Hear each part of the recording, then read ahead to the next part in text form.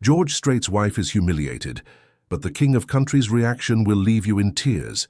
The golden light of Nashville's early evening sun filtered through the lace curtains of the modest home where Norma Straight stood before her bedroom mirror, adjusting the simple pearl necklace that had been her mother's. At 71 years old, she possessed the kind of timeless elegance that came not from expensive clothes or elaborate jewelry, but from a lifetime of genuine kindness and quiet strength. Her silver hair was styled in the same soft waves she had worn for decades, and her blue eyes sparkled with the same warmth that had captured George Strait's heart over 50 years ago.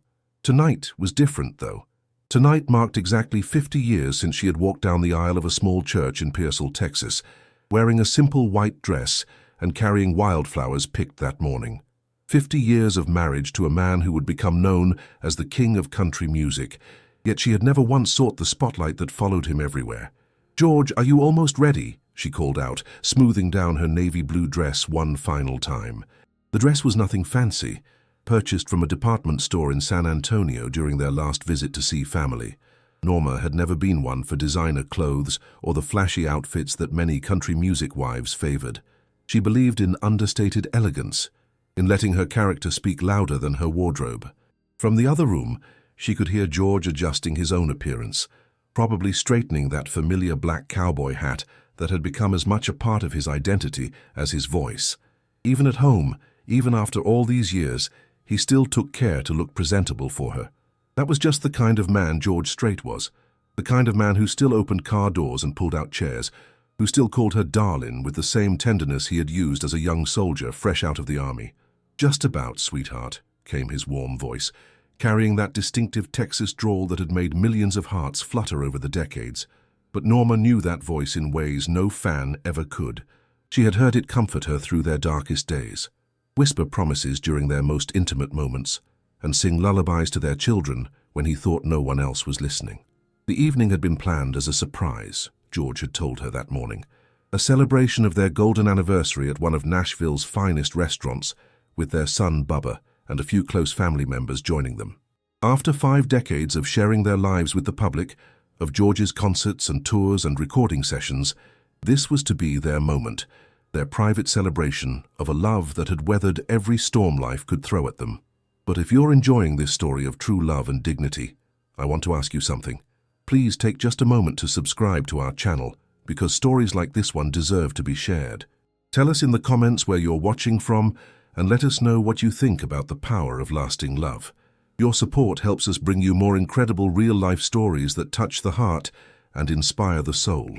Norma walked to the window and gazed out at the quiet street where they had lived for so many years. This neighborhood had watched their children grow up, had seen George leave for countless tours and return home exhausted, but always eager to be back in her arms. Their neighbors knew them not as country music royalty, but simply as George and Norma, the couple who brought homemade cookies to new families and never missed sending Christmas cards. The phone rang, interrupting her reverie. It was Bubba, their son, calling to confirm the evening's plans. "Mom, I'll meet you and Dad at the restaurant at 7:30, he said, his voice carrying the same gentle courtesy that George had instilled in him. "I'm bringing Sarah and the kids too. They're so excited to celebrate with you." "That sounds wonderful, honey," Norma replied, her heart warming at the thought of having her grandchildren there.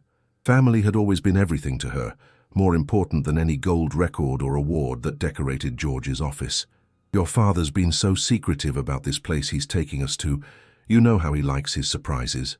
After hanging up, Norma found herself thinking about the journey that had brought them to this golden anniversary. 50 years ago, she had been a young woman with dreams of her own, studying to become a teacher, imagining a quiet life in a small Texas town. But then George had walked into her life with his shy smile and his guitar, and everything had changed. She had never regretted choosing love over her own ambitions, though there had been moments, especially in the early years, when the sacrifices felt heavy. While George chased his musical dreams, often away from home for weeks at a time, Norma had stayed behind, raising their children, managing the household, being the steady foundation that allowed his star to rise. There had been lean years when his records weren't selling, when the phone stopped ringing with offers, when other wives might have suggested their husbands find more stable work. But Norma had seen something in George that even he sometimes doubted. She had heard him play guitar on their front porch in the evenings, had watched him pour his heart into songs about love and loss and the simple truths of life, and she had known that the world needed to hear what she heard every day. The darkest period had come when they lost their daughter Jennifer in a car accident in 1986. 13 years old, beautiful and full of life, gone in an instant. Norma remembered how George had wanted to quit music entirely, how the stages that had once brought him joy now felt like mockeries of their grief. It was Norma who had gently encouraged him to keep singing, who had reminded him that their daughter would have wanted him to continue touching people's hearts with his music. "She's watching you, George," Norma had whispered to him one night as he sat in their daughter's empty room, holding his guitar but unable to play. "And she's proud of her daddy. Don't let this break what God gave you to share with the world." Those had been the hardest words she had ever spoken, because part of her wanted him to stay home, to grieve with her, to help her fill the terrible silence that Jennifer's absence had left. But love, real love, sometimes meant pushing someone toward their destiny, even when it hurt. Now, all these years later, George had become a legend, had sold over 100 million records worldwide, had been inducted into every hall of fame that mattered. But to Norma, he was still just George, the man who brought her coffee in bed every morning, who remembered to pick up her favorite flowers on the way home from the studio, who still held her hand during movies and told her she was beautiful even when she felt old and tired. "Ready, darling?" George appeared in the doorway looking handsome as ever in his dark suit and signature hat. At 72, he still carried himself with the quiet confidence that had made him a star, but his eyes held the gentleness of a man who knew that his greatest success was the woman standing before him. "I've been ready for 50 years, Norma replied with a smile, taking his offered arm. As they walked toward the door, she felt a flutter of excitement about the evening ahead. George had been so mysterious about this restaurant, so insistent that it would be perfect for their celebration. Little did she know that the night ahead would test everything she thought she knew about dignity, respect, and the power of true love to transform even the most painful moments into opportunities for grace. The Mercedes pulled up to the valet stand of Le Chateau, one of Nashville's most exclusive dining establishments, nestled in the heart of Music Row. The restaurant's exterior was understated, elegance personified, with warm brick walls covered in ivy and soft golden light spilling from tall windows.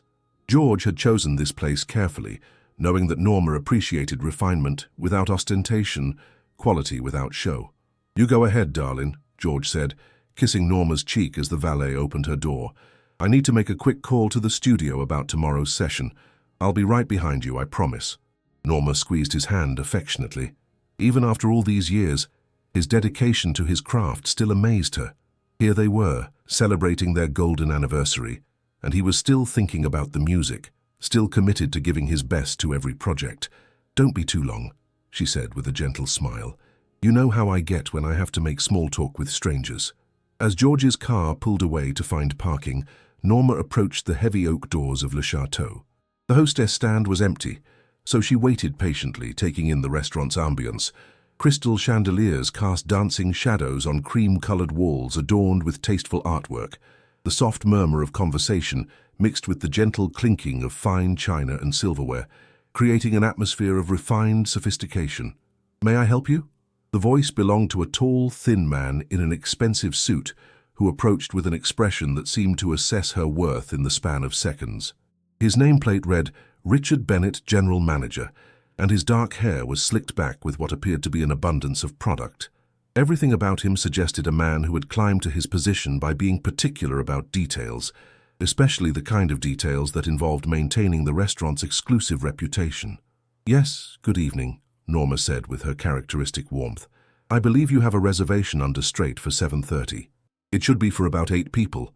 Bennett's eyebrows rose slightly as his gaze traveled from Norma's simple dress to her modest handbag, lingering on her department store shoes. His expression shifted almost imperceptibly, the professional smile becoming somewhat strained. "Straight, you said?" "That's right," Norma confirmed, wondering at his tone. She had encountered this sort of thing before. The occasional person who expected George Strait's wife to look like a country music star herself, dripping in diamonds and designer clothes. "George Strait, my husband should be along shortly." "I see." Bennett's voice carried a note of skepticism that made Norma's stomach tighten slightly. "And you are?" The question caught her off guard. In 50 years of marriage to one of country music's biggest stars, she had rarely been asked to identify herself when arriving at a reservation made in George's name. "I'm Norma Straight," she replied, maintaining her composure despite the growing feeling that something was amiss.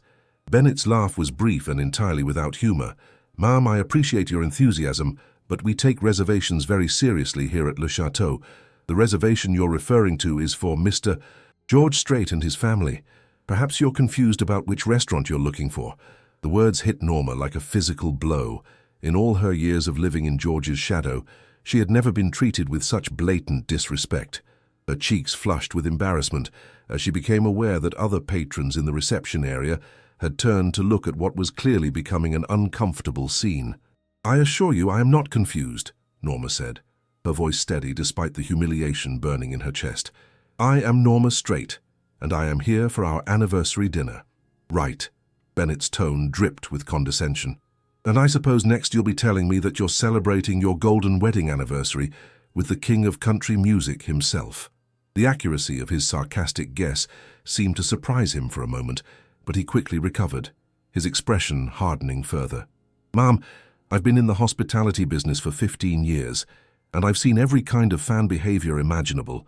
What you're doing right now is not only inappropriate, but potentially illegal. Impersonating a celebrity's family member to gain access to exclusive venues is something we simply cannot tolerate." Norma felt her world tilting. The other guests were now openly staring, some taking out their phones, undoubtedly recognizing the drama unfolding before them.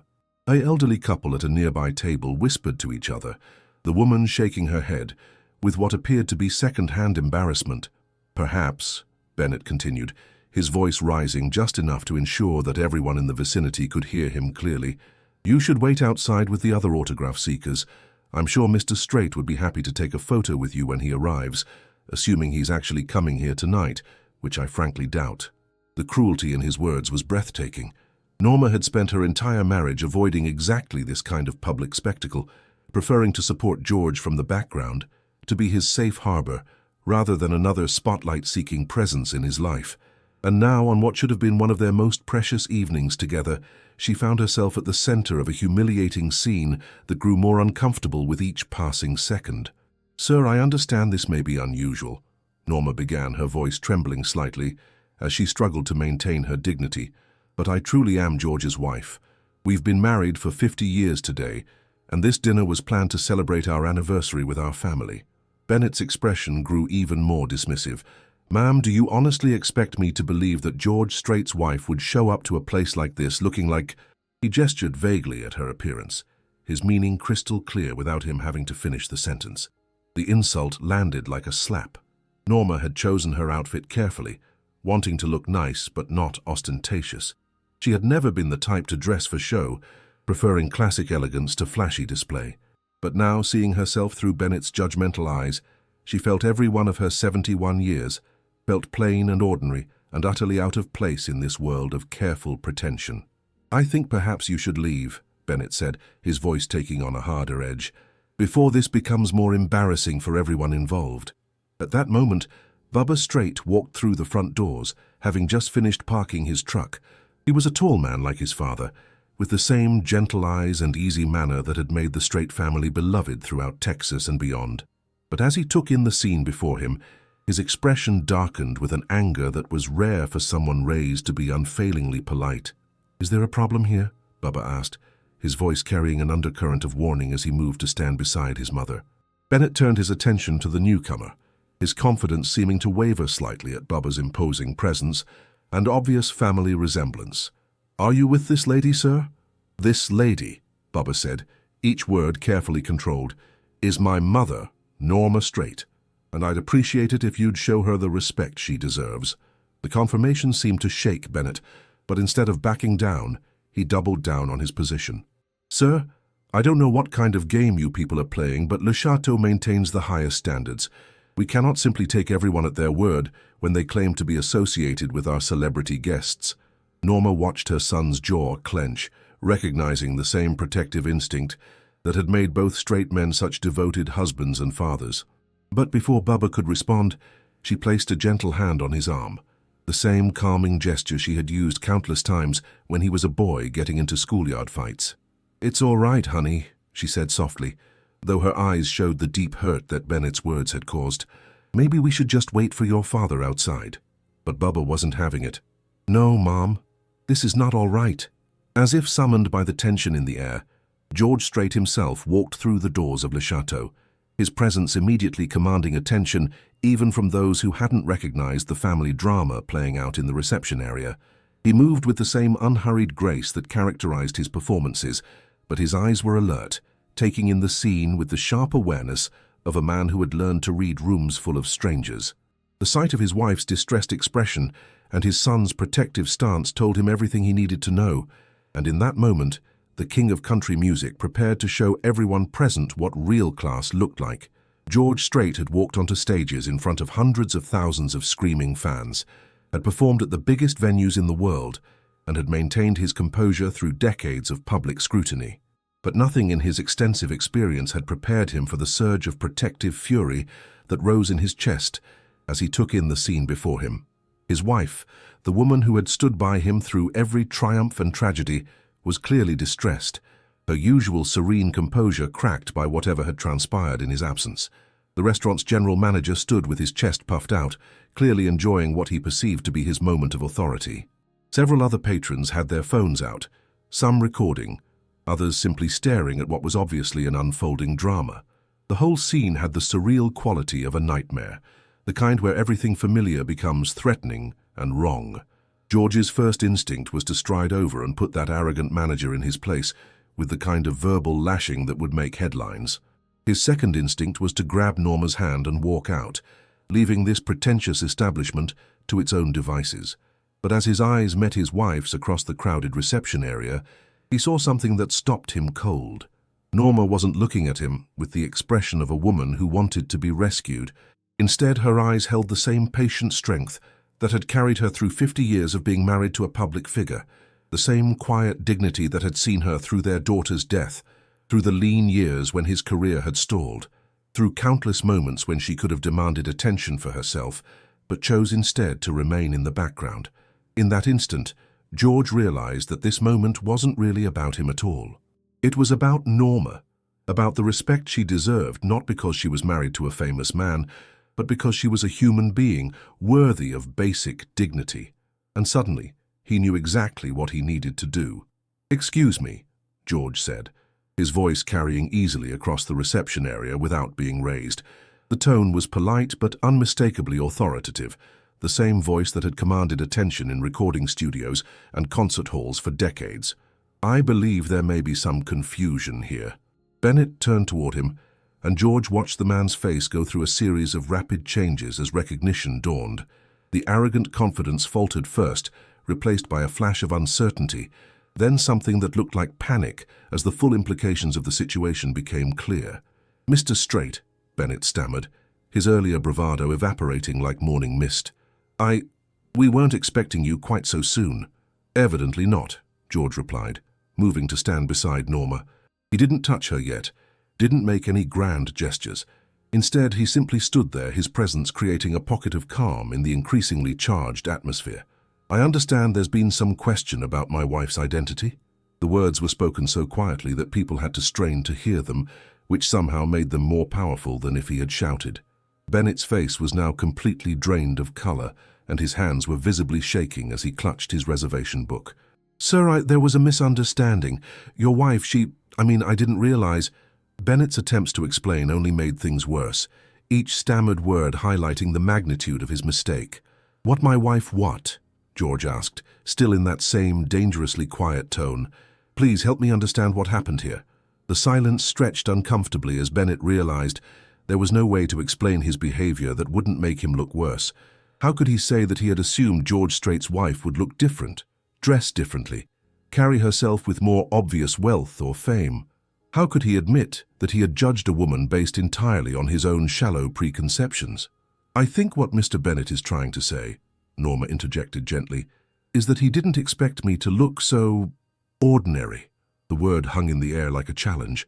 George felt his heart clench at the quiet pain in his wife's voice, at the way she had internalized this man's cruel judgment and found herself wanting.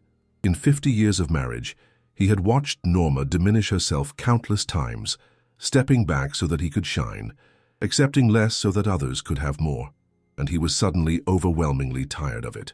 "Ordinary," George repeated, and now there was something in his voice that made several nearby patrons take an involuntary step backward. "Mr. Bennett, I want you to look at this woman, really look at her, and then I want you to tell me if you see anything ordinary." Bennett's eyes darted nervously between George and Norma, clearly wanting to be anywhere else in the world. "Sir, I'm sure if we could just move to your table—" "No," George said firmly. "We're going to finish this conversation right here where it started." He turned slightly, addressing not just Bennett but the entire reception area, his voice carrying the practiced projection of a performer who knew how to reach every person in a room. "This woman that you've been treating like some kind of fraud, some fan trying to scam her way into your restaurant, is Norma Straight. She's been my wife for exactly 50 years as of today." A murmur went through the crowd as people began to pull out their phones, recognizing that they were witnessing something significant. But George wasn't performing for them. He was speaking directly to the man who had humiliated his wife. 50 years ago, George continued, Norma could have married anyone. She was studying to be a teacher, had her whole future planned out. But she chose to marry a soldier with a guitar and some crazy dreams about making it in country music. She gave up her own career to support mine. She moved away from her family, lived on military pay and then on nothing while I played honky-tonks and tried to get a record deal. George's voice grew warmer as he spoke about their early years, and Norma felt tears prick her eyes as he shared their private history with a room full of strangers. When I finally got my first recording contract, Norma was the one who managed our household, raised our children, and kept me grounded when success started going to my head. When we lost our daughter Jennifer in a car accident, Norma was the one who held our family together, who helped me find the strength to keep making music when I wanted to quit. The restaurant was now completely silent except for George's voice. Even the kitchen staff had emerged to listen, drawn by the raw emotion in his words. Bennett stood frozen, probably wishing he could disappear entirely.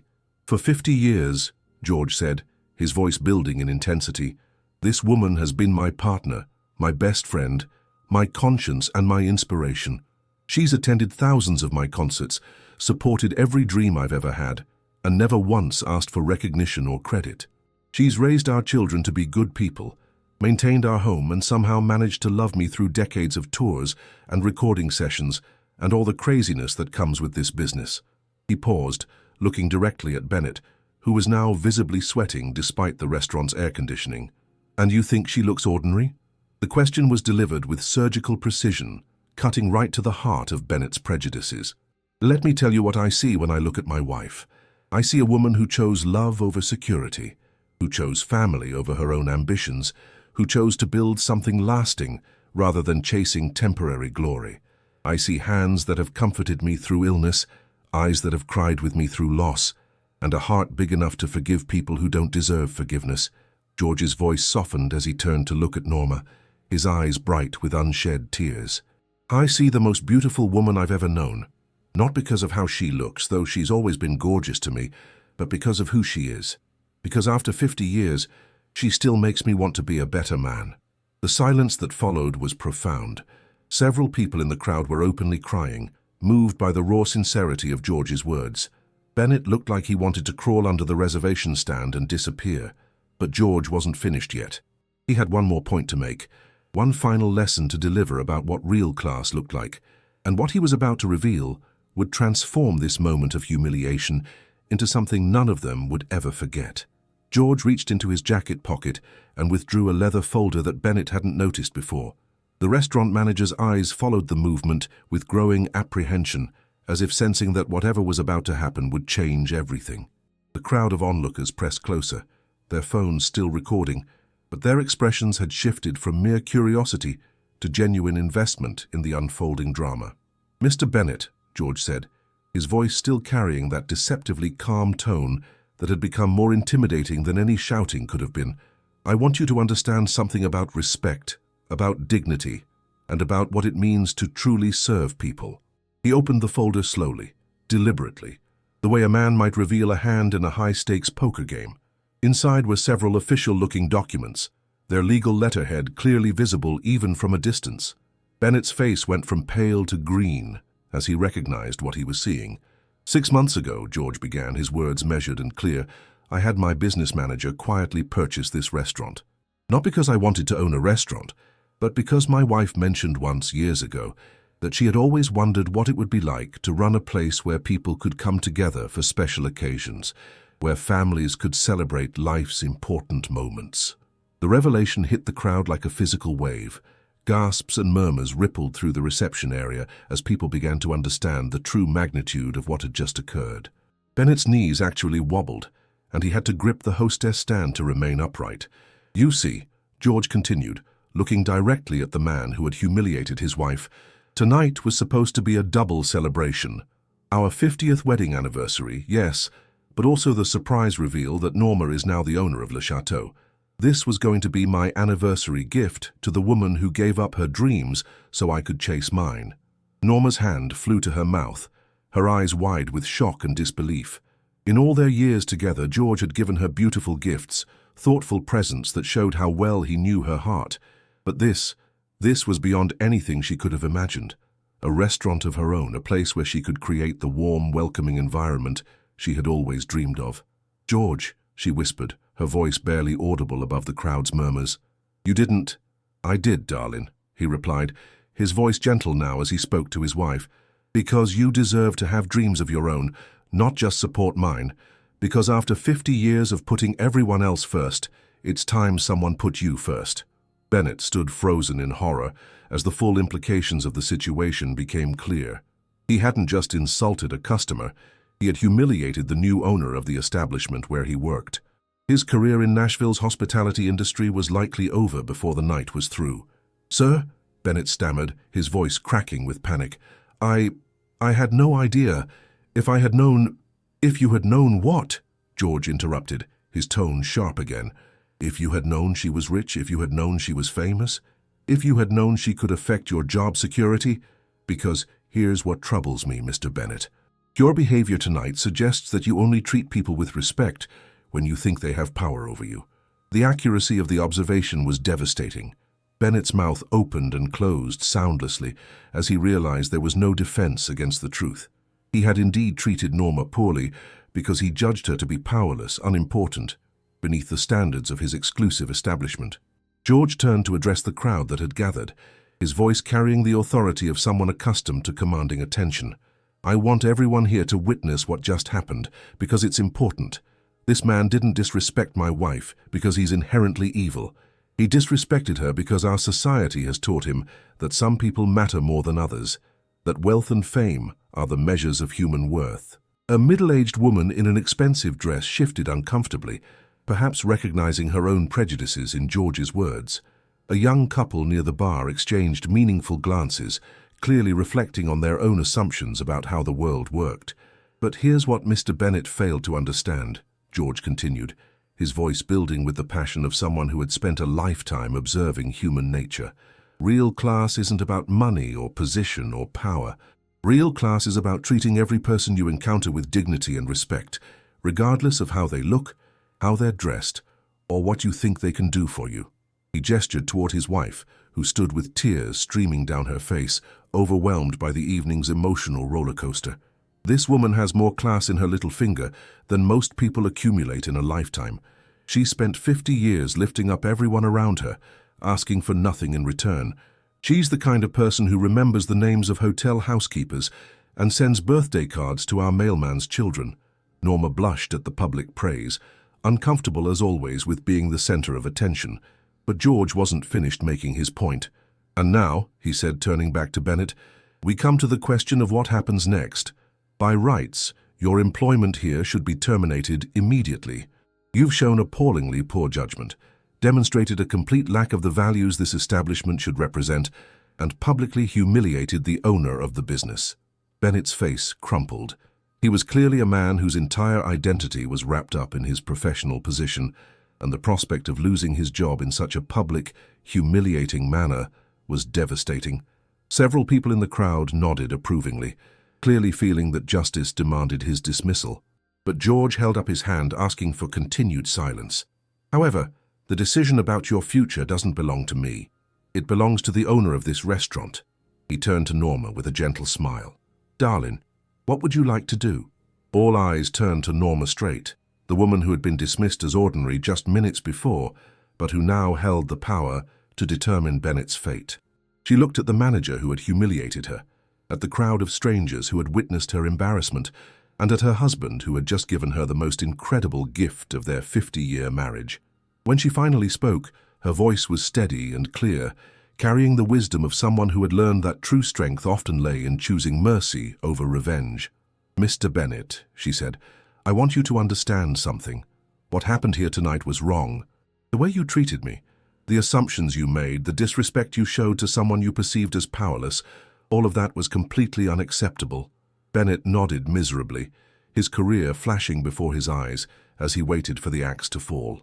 "But," Norma continued, and that single word seemed to hang in the air like a lifeline, "I also understand that people make mistakes, and I believe that sometimes our worst moments can become our greatest teachers if we're willing to learn from them." The crowd stirred with interest, sensing that something unexpected was about to happen. George watched his wife with pride, recognizing the same generous spirit that had fallen in love with all those years ago. "So here's what we're going to do," Norma said, her voice growing stronger with each word. "You're going to keep your job, Mr. Bennett, but you're also going to help me transform this restaurant into the kind of place where every single person who walks through that door is treated with dignity and respect, regardless of their appearance, their background, or their bank account." The reaction was immediate and electric. Some people applauded, others looked surprised, and a few seemed disappointed that there wouldn't be a more dramatic comeuppance. But George just smiled, knowing that his wife had once again chosen the harder path, the one that required more courage and character than simple revenge ever could. Bennett looked stunned, as if he couldn't quite believe he was being offered redemption instead of retribution. But the night wasn't over yet, and Norma had one more surprise in store that would complete the transformation of what had begun as the most humiliating evening of her life into something truly extraordinary. Norma stepped forward, closing the distance between herself and the man who had caused her such pain just minutes before. The crowd watched in fascination as she extended her hand to Bennett, who stared at it as if it might disappear if he moved too quickly. When he finally took it, his own hand was trembling. "Mr. Bennett," Norma said, her voice carrying the gentle authority of someone who had spent decades managing difficult situations with grace, "I want you to know that I understand why you made the assumptions you did tonight. Our world teaches us to judge people by their appearance, their clothes, their apparent wealth, but that's exactly what we're going to change together." She turned to address the gathered crowd, many of whom were still recording with their phones. "Ladies and gentlemen, what happened here tonight could have happened to any of us. We've all made judgments about people based on how they look, all dismissed someone we thought wasn't important enough to matter. The difference is that most of the time, we don't get caught doing it so publicly." An uncomfortable rustling went through the crowd as people recognized the truth in her words. The elderly woman who had been shaking her head earlier looked particularly thoughtful, perhaps remembering her own moments of unconscious prejudice. "So I want to make an announcement," Norma continued, her voice growing stronger and more confident. "Starting tomorrow, Le Chateau is going to implement some changes.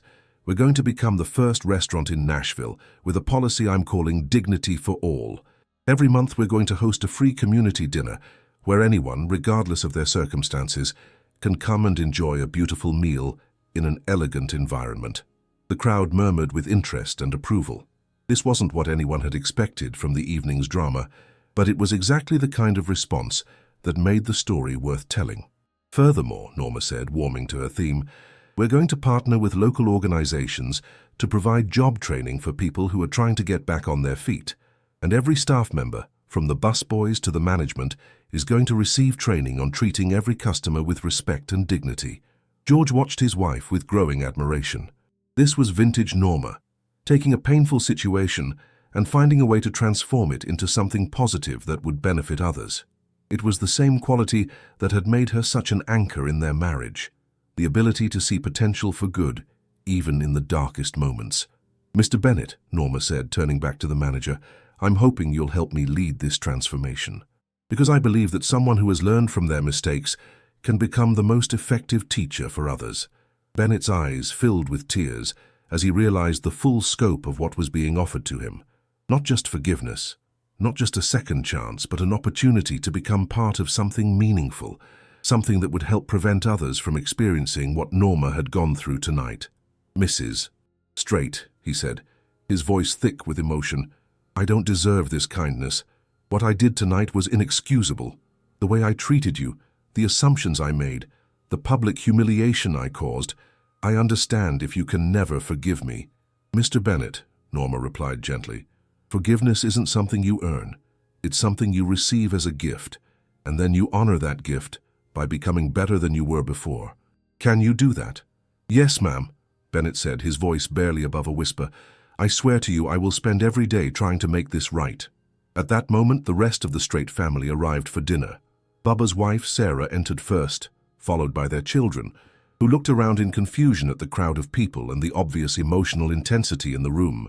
Behind them came George's brother and his wife, longtime family friends, and a few other relatives who had driven in for the anniversary celebration. "What's going on?" Sarah asked, looking between her husband's tense expression and the gathered crowd. "Mom just became a restaurant owner," Bubba said with a mixture of pride and amazement, "and she's turning it into something beautiful."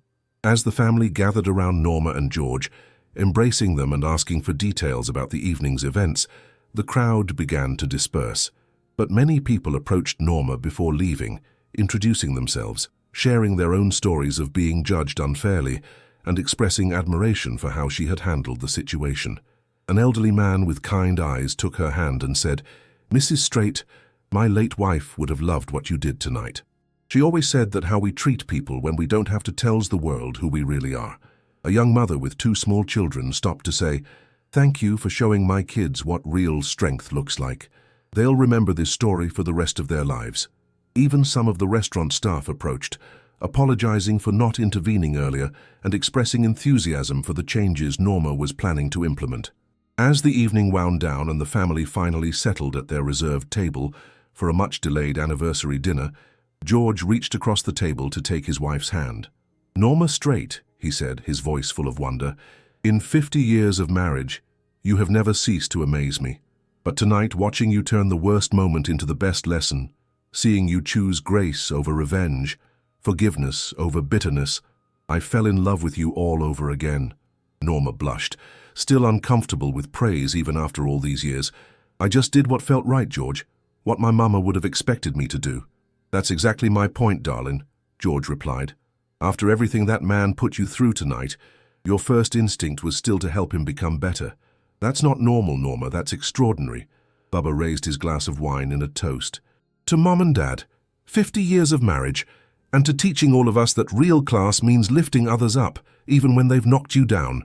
"Hear, hear," echoed around the table as the family clinked glasses. As they began their meal, Bennett appeared at their table, having changed into a fresh shirt and composing himself.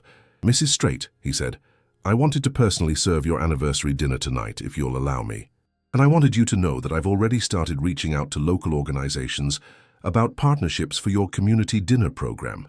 "That's wonderful, Mr. Bennett," Norma replied. "And please, call me Norma. We're going to be working together now."